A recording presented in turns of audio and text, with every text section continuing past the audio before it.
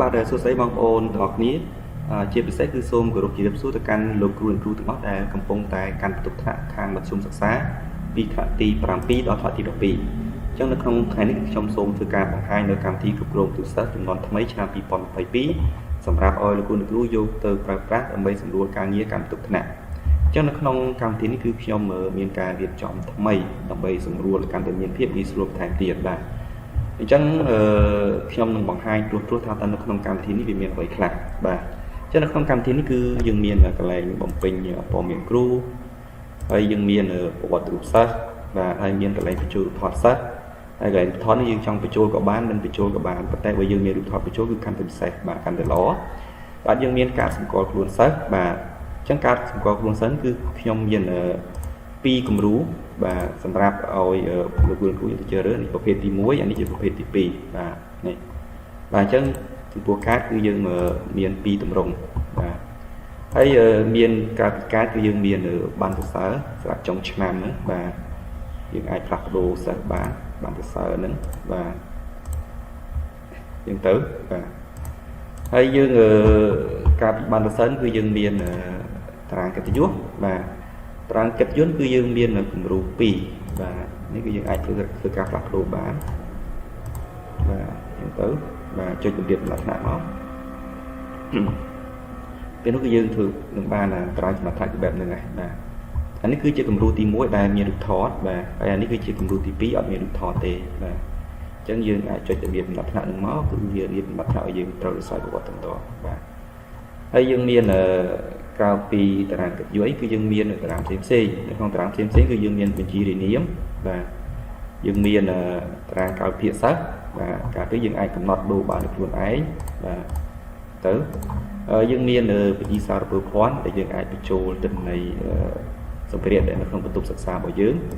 ហើយយើងមានប្លង់តុសិស្សបាទវាចេញបែបនេះតែម្ដង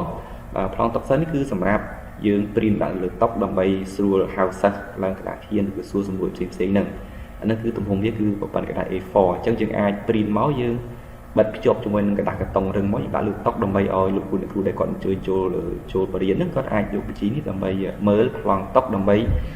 សួរសំណួរផ្សេងៗហ្នឹងបាទហើយយើងមានស្រង់វត្តមានបាទស្រង់វត្តមានគឺតែពិតយើងមានស្រង់នៅកន្លែងនេះទេបាទយើងមានវេនសម្អាតបាទគំរូវេនសម្អាតហើយយើងមានឈ្មោះសិស្សអានេះគឺជាឈ្មោះសិស្សសម្រាប់បិទតាមតុអញ្ចឹងយើងអាចព្រីនទៅដើម្បីបិទតាមពីមុខតុសិស្សបាទដើម្បីងាយស្រួលការហៅសិស្សហ្នឹងបាទ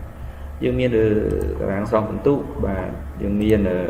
សភៅក្របសភៅតាមដានហ្នឹងទៅបាទនេះគឺតារាងផ្សេងបាទហើយក្រៅពីនេះគឺយើងមានតារាងស្រង់ពិន្ទុប្រចាំខែនីមួយបាទនេះបាទ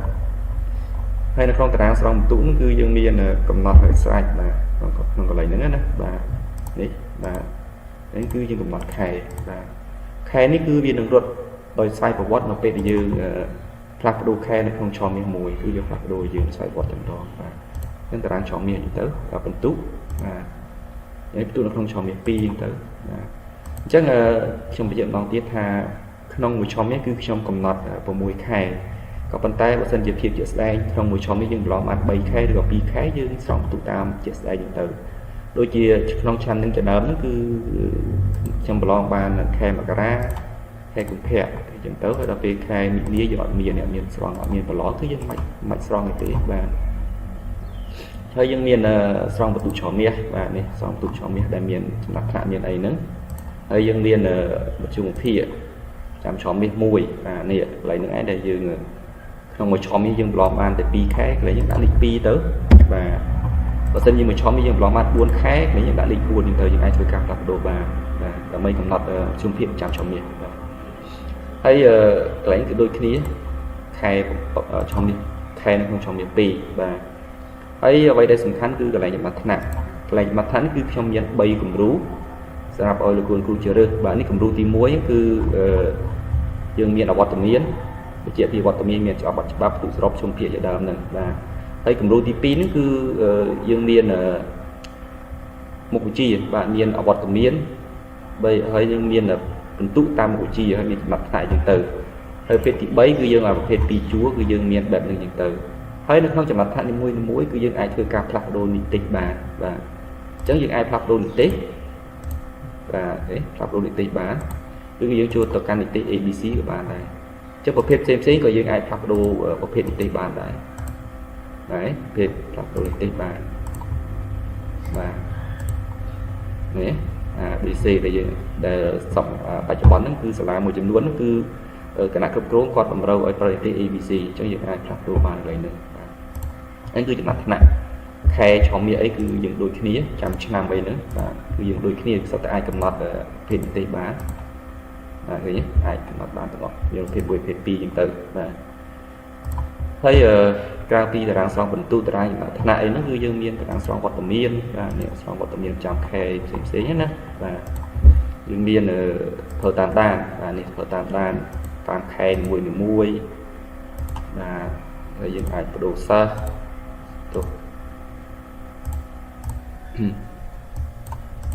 ra tới những ai đủ sân thì thôi người sân thì những ai được tình này bỏ quạt mà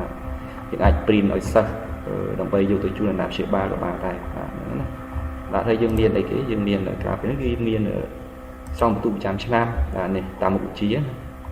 và rạp cru tục nạp dương xong trong năm này những này chỉ xa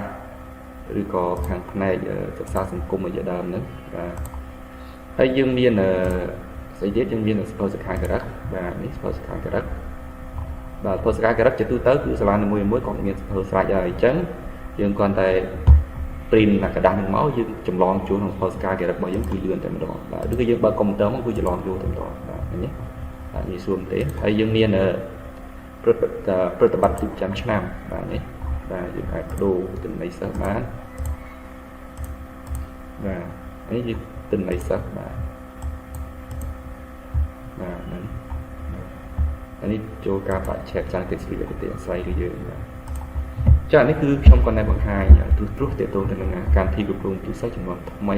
សម្រាប់ឆ្នាំ2022អញ្ចឹងនៅក្នុងវីដេអូបន្ទាប់ខ្ញុំនឹងបង្ហាញនៅរបៀបនៃការប្រើប្រាស់កម្មវិធីគ្រប់គ្រងបន្ទុកនេះ